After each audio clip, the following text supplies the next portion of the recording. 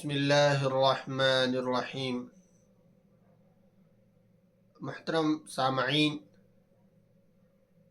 آج میں آپ حضرات کے سامنے ایک بہت ہی اہم مسئلے کے سلسلے میں گفتگو کرنے کی جسارت کر رہا ہوں۔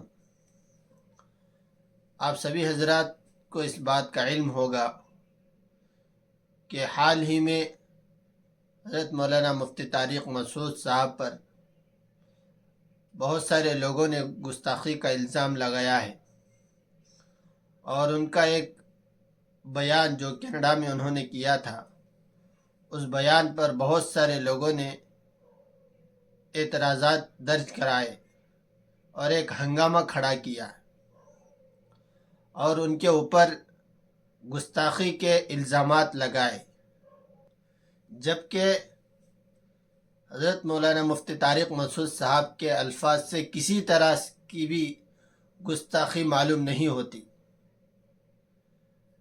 میں آپ حضرات کے سامنے، آپ حضرات کی خدمت میں سب سے پہلے ایک حدیث پیش کرتا ہوں، پھر اس کے بعد اس پر میں تبصرہ کروں گا۔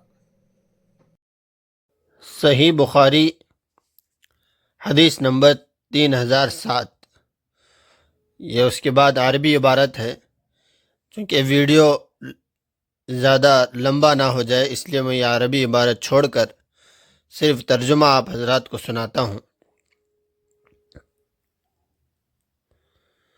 حضرت عبیداللہ بن ابی رافع نے خبر دی، کہا کہ میں نے علی رضی اللہ عنہ سے سنا، آپ بیان کرتے تھے کہ رسول اللہ صلی اللہ علیہ وسلم نے مجھے، زبیر اور مقداد بن اسود رضی اللہ عنہم کو ایک مہم پر بھیجا، اور آپ صلی اللہ علیہ وسلم نے فرمایا کہ جب تم لوگ روز خاک، جو مدینہ سے 12 میل کے فاصلے پر ایک جگہ کا نام ہے، وہاں پہنچ جاؤ تو وہاں ایک بڑھیا عورت تمہیں اونٹ پر سوار ملے گی، اور اس کے پاس ایک خط ہوگا، تم لوگ اس سے وہ خط لے لینا۔ ہم روانہ ہوئے اور ہمارے گھوڑے ہمیں تیزی کے ساتھ لیے جا رہے تھے۔ آخر ہم روز خاک پر پہنچ گئے، اور وہاں واقعی ایک بوڑھی عورت موجود تھی جو اونٹ پر سوار تھی۔ ہم نے اس سے کہا کہ خط نکال۔ اس نے کہا کہ میرے پاس تو کوئی خط نہیں، لیکن جب ہم نے اسے دھمکی دی کہ اگر تو نے خط نہ نکالا تو تمہارے کپڑے ہم خود اتار دیں گے، اس پر اس نے اپنی گندھی ہوئی چوٹی کے اندر سے خط نکال کر دیا، اور ہم اسے رسول اللہ صلی اللہ علیہ وسلم کی خدمت میں لے کر حاضر ہوئے۔ اس کا مضمون یہ تھا، حاتب بن ابی بلتع کی طرف سے مشرکین مکہ کے چند آدمیوں کی طرف۔ اس میں انہوں نے رسول اللہ صلی اللہ علیہ وسلم کے بعض بھیدوں کی خبر دی تھی، یعنی بعض راز کی۔ آپ صلی اللہ علیہ وسلم نے فرمایا، اے حاتب، یہ کیا واقعہ ہے؟ انہوں نے عرض کیا، یا رسول اللہ، میرے بارے میں عجلت سے کام نہ لیجیے۔ میری حیثیت مکہ میں یہ تھی کہ قریش کے ساتھ میں نے رہنا سہنا اختیار کر لیا تھا، ان سے رشتہ ناتا میرا کچھ بھی نہ تھا۔ آپ کے ساتھ جو دوسرے مہاجرین ہیں، ان کی تو مکہ میں سب کی رشتہ داری ہے، اور مکہ والے اسی وجہ سے ان کے عزیزوں کی اور ان کے مالوں کی حفاظت و حمایت کریں گے، مگر مکہ والوں کے ساتھ میرا کوئی نسبی تعلق نہیں، اس لیے میں نے سوچا کہ ان پر کوئی احسان کر دوں جس سے اثر لے کر وہ میرے بھی عزیزوں کی مکہ میں حفاظت کریں۔ میں نے یہ کام کفر یا ارتداد کی وجہ سے ہرگز نہیں کیا، اور نہ اسلام کے بعد کفر سے خوش ہو کر۔ رسول اللہ صلی اللہ علیہ وسلم نے سن کر فرمایا کہ حاتب نے سچ کہا۔ عمر رضی اللہ عنہ نے کہا، یا رسول اللہ، اجازت دیجیے میں اس منافق کا سر اڑا دوں۔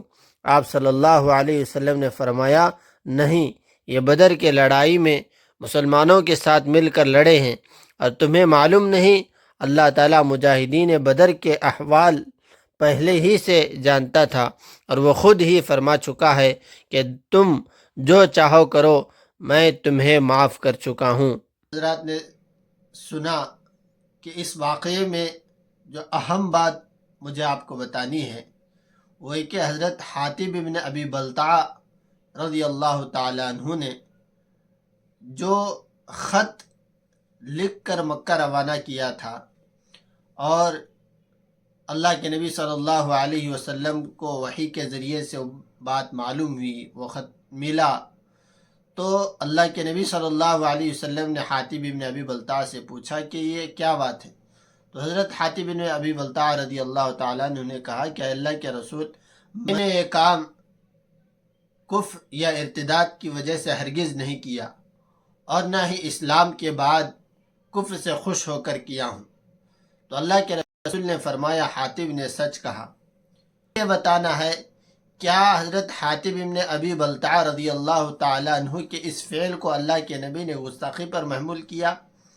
اللہ کے نبی نے ان کی گزشتہ زندگی کو دیکھا اور اس سے یہ بات آپ نے یہ نکالی کہ حاتب سچ کہہ رہے ہیں، یہ کسی طرح کی گستاخی نہیں ہے، اس لیے کہ پوری زندگی انہوں نے اسلام کے لیے وقف کی ہے اور اپنی جان ہتھیلی پہ رکھ کر بدر کے اندر شریک ہوئے ہیں، تو یہ کسی طرح کی گستاخی نہیں ہو سکتی۔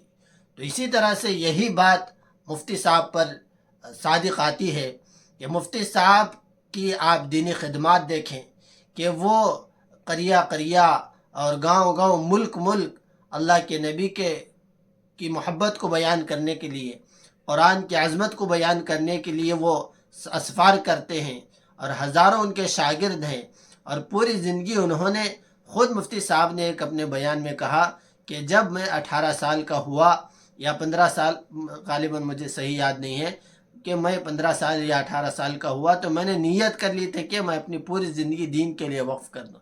کیا ایسے شخص کے اوپر آپ گستاخی کا کیسے الزام لگا سکتے ہیں؟ تو لہذا اس کی پوری زندگی کو دیکھا۔ البتہ آپ یہ کہہ سکتے ہیں کہ حضرت مفتی صاحب سے ایک الفاظ کے سلیکشن میں، انتخاب میں غلطی ہوئی ہے، جس کی حضرت مفتی صاحب نے خود معذرت کر لی ہے، توبہ بھی کر لی ہے۔ تو لہذا اس کے بعد اس بات کو یہیں پر ختم کر دینا چاہیے۔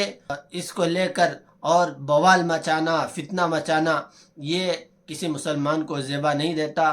بس آج کے لیے اتنا کافی ہے۔ السلام علیکم ورحمۃ اللہ وبرکاتہ۔